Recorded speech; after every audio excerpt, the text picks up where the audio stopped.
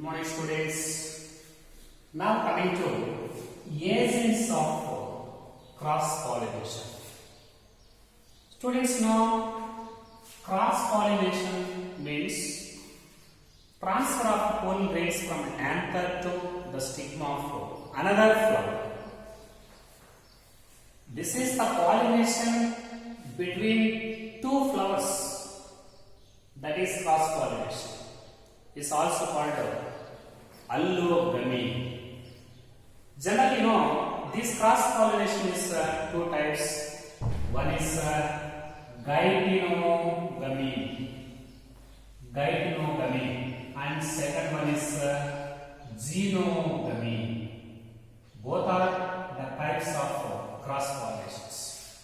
You know the difference between these two, geitonogamy and xenogamy, in previous class. This is the cross pollination between two flowers present on the same plant.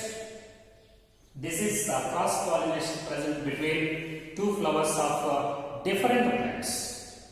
This is genetically self pollination. This is genetically and functionally, this is cross pollination. Okay? So in case of cross pollination, transfer of pollen grains takes place from anthers to the stigma of another flower. But how these pollen grains they are transferred from anther to the stigma of another flower? It is by some agents. Plants they use some agents to transfer their pollen grains from anthers to the stigma of another flower. Plants they use some agents.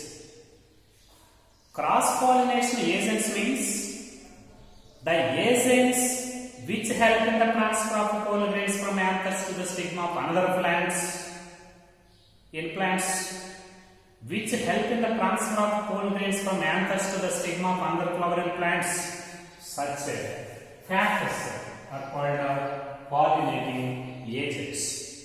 Okay, these cross pollination agents may be abiotic agents and biotic agents. Plants they use biotic and abiotic agents to transfer their pollen grains. For example, abiotic agents means non-living physical factors. Non-living physical factors, they are called abiotic factors. Mainly, these abiotic factors are one is wind. Second one is water, wind and water. They are a type of abiotic agents. Similarly, biotic agents means, plants they use wide range. They use a wide variety of animals to transfer their pollen grains to the stigma of another flower. Plants they use different kinds of animals, different kinds of living things to transfer their pollen grains. Such factors are called biotic factors. This is animals. Different kinds of animals they help in the process of transfer of pollen grains. Anyhow, these agents may be abiotic agents and biotic agents. What are abiotic agents? Non-living facts, wind and water. And what are biotic agents? Animals. When compared to these two types of biotic and abiotic agents, most of the plants, the most common agents, biotic factors. Biotic agents. When compared to abiotic factors or agents, biotic factors they play a very significant role. Most of the cross-pollinating plants, their cross-pollination takes place by biotic factors, that is by animals, different kinds of animals. Okay? For example, in case of abiotic agents, the main abiotic agent that help in the cross-pollination, this is wind. Okay. Biotic factors are most abundant factors in cross-pollination. Then followed by abiotic factors. In abiotic factors, when compared to water, in abiotic factors, the wind is the main abiotic factor that help in the cross-pollination process. The means the pollination by wind. This is called anemophily. This is anemophily. Very very important. Pollination by wind. This is called anemophily. Okay. Similarly, pollination by water. This is called hydrophily. Hydrophily. Hydro means water. Pollination by water is called hydrophily, and that of wind, that is called anemophily. Actually, the pollination, the cross pollination by wind and water, this is a chance factor. This is a chance factor, quite rare. Why the pollination by this abiotic factors like wind and water, they are a chance factor? These wind and water pollinations, they require the synchrony of sexual organs. Synchrony of sexual organs. Okay? At the same time, these means the pollination by wind is called anemophily, and pollination by water is called hydrophily. Pollination by wind and water, this is a chance factor. This is a chance factor.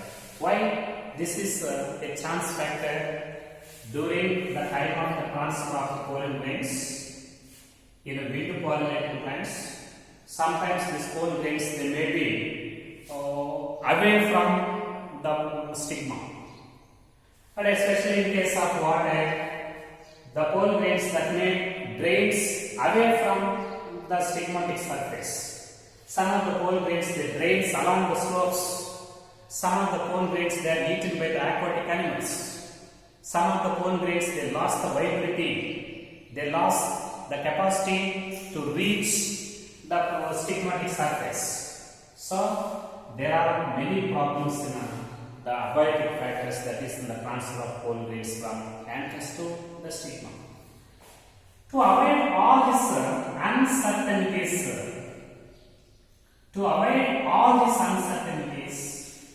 the number of pollen grains, enormous number of pollen grains are produced by the plant when compared to the number of ovules. Okay, very very important. Many pollen grains that may fail to reach the stigmatic surface during their transfer. Many pollen grains that may move away from the stigmatic surface. Many pollen grains, they drains away from the stigmatic surface, especially in wind pollination. Many pollen grains, they may fail to reach the stigmatic surface. Many pollen grains may be eaten by aquatic animals. There are many problems in the transfer of the pollen grains. There is no chance. The transfer of the pollen grains from anthers to the stigma by abiotic factors is a chance factor. So, to avoid all these uncertainties in the movement of pollen grains, enormous number of pollen grains are found in anthers when compared to the number of ovules. The number of pollen grains formed is several thousand times more than the number of ovules formed inside the dionysium. To avoid all these uncertainties in the transfer of the pollen grains, that is one of the adaptation to facilitate the transfer of pollen grains, to supply the transfer of pollen grains to the stigmatic surface. At the same time, the pollination by wind, this is called anemophily. This is anemophily. Students, the plants, they show some adaptations to facilitate the transfer of the pollen grains, to facilitate plants they provide some adaptations. They undergo some adaptations to a particular agent of cross pollination. For example, the wind pollinating plants, the adaptations found in the flowers of these wind pollinating plants. The plants which undergo this wind pollination, they also show some adaptations to transfer their pollen grains to the surface of stigma. Wind pollinating adaptations. 1. Pollen grains are in wind pollinating plants. Pollen grains are lightweight. They are lightweight pollen grains. These pollen grains are weightless. Because of this reason, these pollen grains they are easily lifted to the atmospheric surrounding and are transferred from one place to the next by wind currents. Weightless, lightweight pollen grains are there. And another adaptation, pollen grains in these plants. Pollen grains are non-sticky. They are non-sticky pollen grains. They have any sticky substances on their surfaces. They are rough. They are rough and dry. They are non-sticky. Because of this reason, these pollen grains they are easily lifted out into the atmosphere and are transported to the stigma of another flower by wind currents. They are non-sticky pollen grains. At the same time, these pollen grains means these plants they contain well exposed stamens. If the stamens are well exposed to the atmosphere, automatically the pollen grains they are disseminated into the wind, into the surrounding atmosphere, into the wind. For example, in one flower, the stamens they do not expose it to external atmosphere. At this situation, there is no possibility for the deposition of their pollen grains into the external atmospheric wind. So, wind pollinated plants they produce very well exposed stamens to deposit their pollen grains into the surrounding atmosphere. At the same time, these wind pollinated plants flowers they contain very well exposed stigmas. Very well exposed stigmas are there.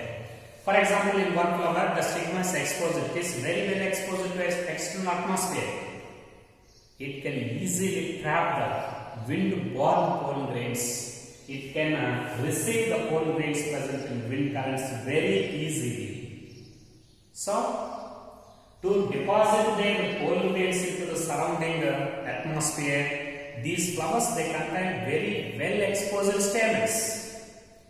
At the same time, to trap the wind-borne, air-borne pollen grains, these flowers they produce very well exposed stigmas. They are adaptations. At the same time, these animopilous plants they produce only one ovule inside the ovary. Only one ovule in the ovary. So, the transfer of pollen grains by wind is a chance factor.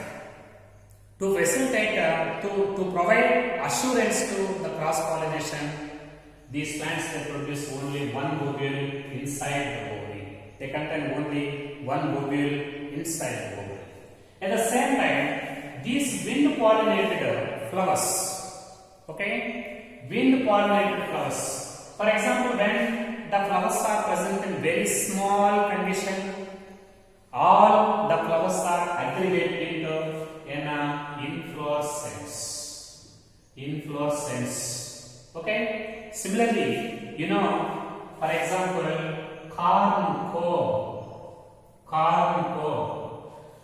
the compound spike inflorescence of poaceae members, corn cob maize inflorescence. Here, it is represented by freely hanging hairs.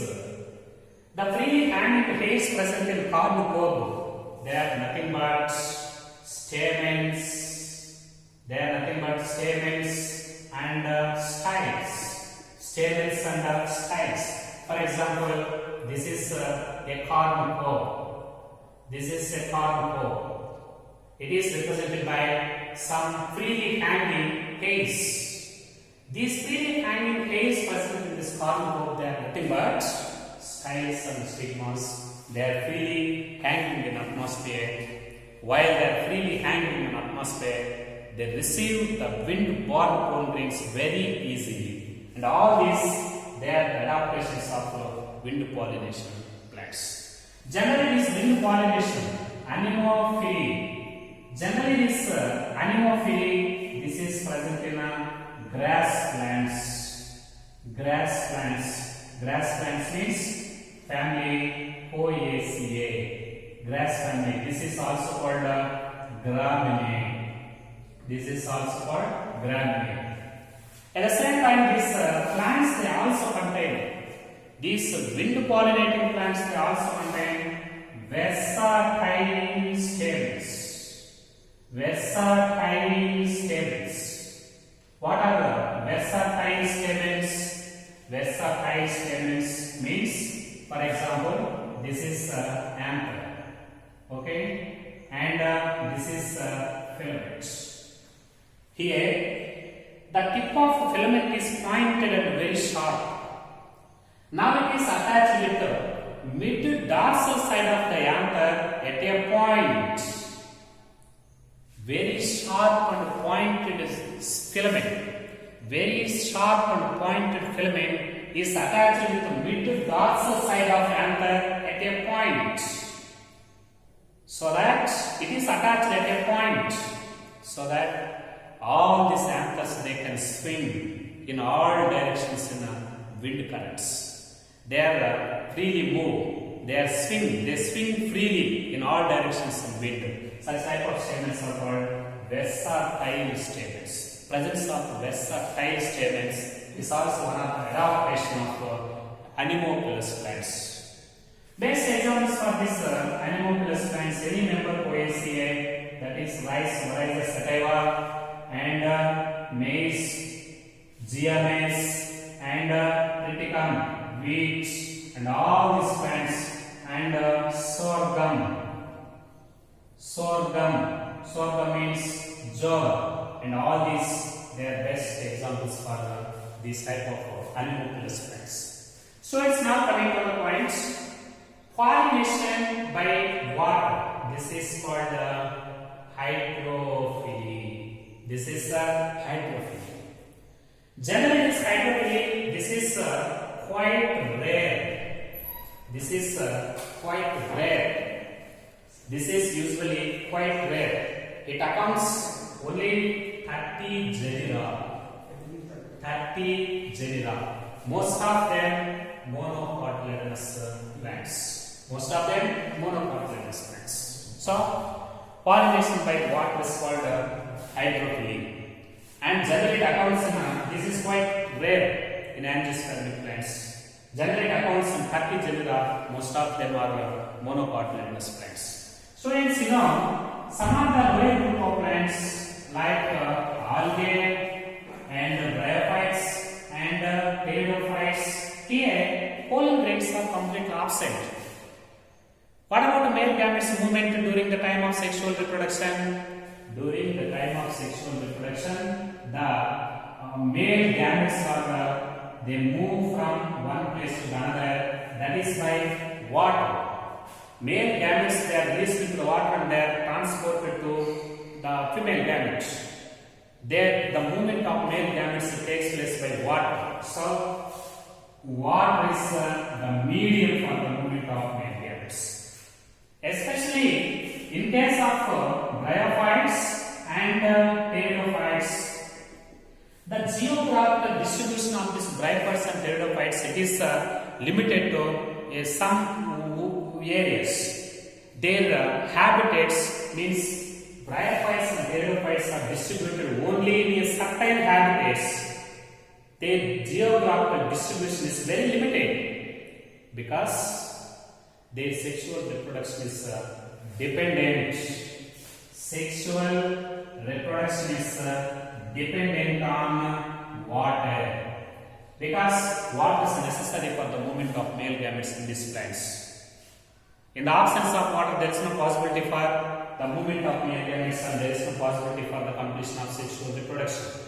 So, as the male gametes movement is directly dependent on the water, availability of water, their geographical distribution of it is limited. It is limited to only a certain areas, because their sexual reproduction is directly dependent on the availability of water. So, bryophytes, pteridophytes and algae, water male gametes movement is due to presence of water. Especially in bryophytes and pteridophytes, their geographical distribution is very limited because of dependence on water for sexual reproduction.